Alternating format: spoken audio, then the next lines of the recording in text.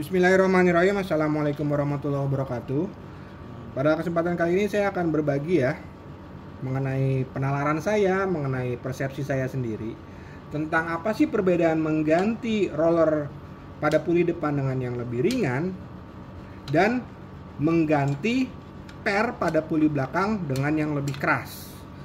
Oke, di sini saya anggap kalian semua udah mengerti kita semua udah mengerti bagaimana cara kerja CVT, yaitu pada saat putaran mesin itu semakin cepat, itu akan membuat si roller di sini, di dalam sini, itu akan terlempar keluar.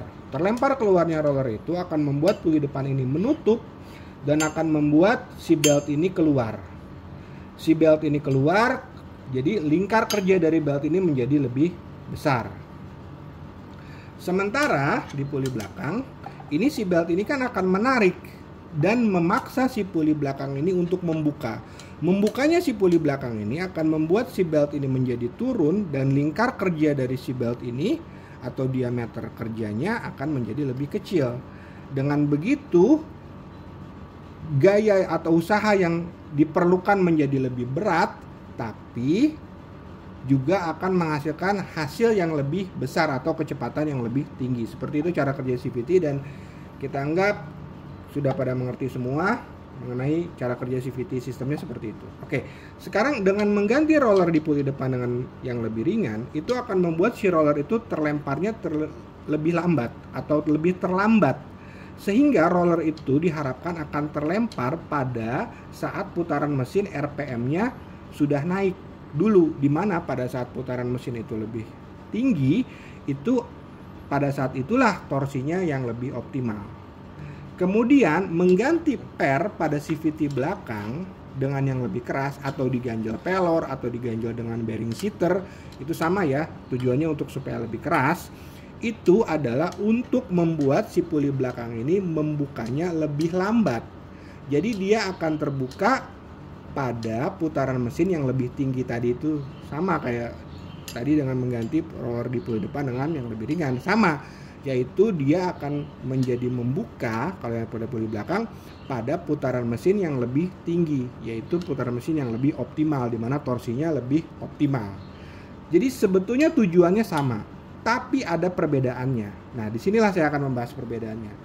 Oke, pertama kita tahu ya bahwa si belt ini pada saat ini puli depan ini kita murnya ini kita kencengin, dia belum mencengkram dengan sempurna.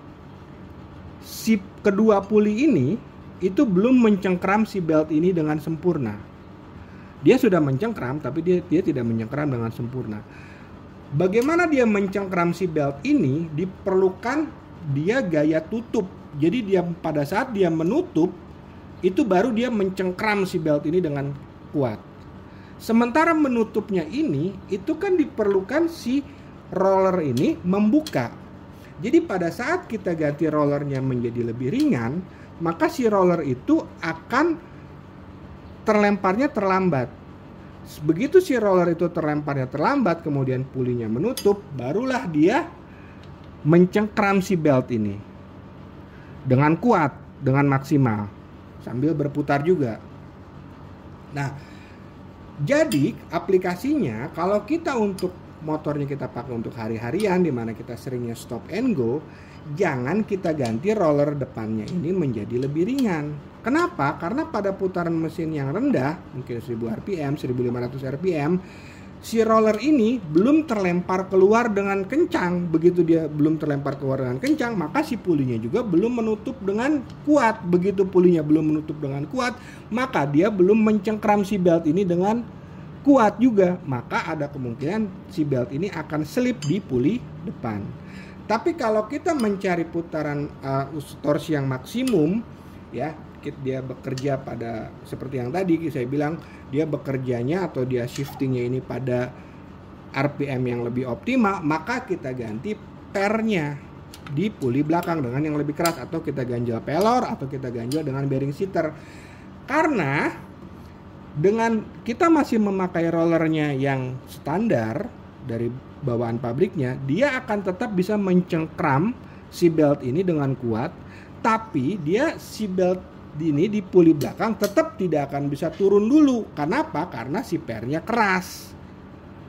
Jadi pada saat dia stop and go, kalau kita pengen mencari dia shifting di RPM yang optimum, yang kita ganti adalah per di puli belakang yang lebih keras, atau kita ganjel pelor, atau kita ganjel dengan bearing seater gitu. Tapi kalau kita aplikasinya untuk road race, maka kita gantilah roller di puli depan ini dengan yang lebih ringan. Kenapa? Karena kalau road race atau balapan itu mainnya itu di putaran rendah, putaran menengah ke atas. Pada dia sudah putaran tinggi, maka si rollernya itu sudah kelempar keluar dan jadi sudah mencengkram dengan kuat.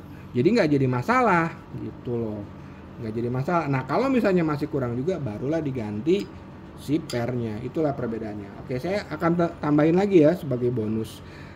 Banyak orang mengganti si puli depan ini dengan yang derajatnya lebih landai. Kan kalau misalnya standarnya 14,5 derajat, itu diganti dengan yang 13,8 atau 13,5 derajat.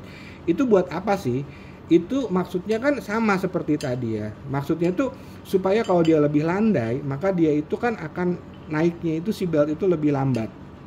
Seperti itu, dia akan naiknya lebih lambat. Terus apalagi kalau misalnya si jalur rollernya itu dicoak supaya dia bisa menutupnya lebih maksimal. Seperti itulah. Oke, saya nggak akan membahas seperti itu. Yang akan saya bahas adalah efeknya kalau kita mengganti derajat kemiringan dari si puli depan ini, maka derajat kemiringannya itu tidak sama dengan derajat kemiringan pada belt ini, pada samping belt ini. Karena pabrik sudah merancang dia derajat kemiringannya itu sudah sama. Kalau dia itu derajatnya berbeda, maka dia tidak akan bisa menapak dengan sempurna. Puli depan ini tidak akan bisa menapak dengan sempurna kepada si belt ini. Dengan dia tidak bisa menapak dengan sempurna, maka cengkramannya pun juga tidak maksimal. Pada putaran-putaran rendah juga akan menghasilkan si belt ini ada potensi slip di puli depan.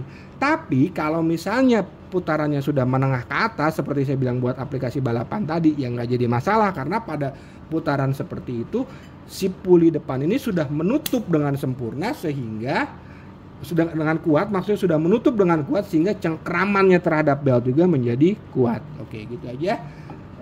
Saya itu hasil dari pemikiran saya, hasil dari nalar saya. Kalau ada yang nggak setuju atau keberatan dengan hal ini, silahkan tulis di kolom komentar. Terima kasih. Assalamualaikum warahmatullahi wabarakatuh.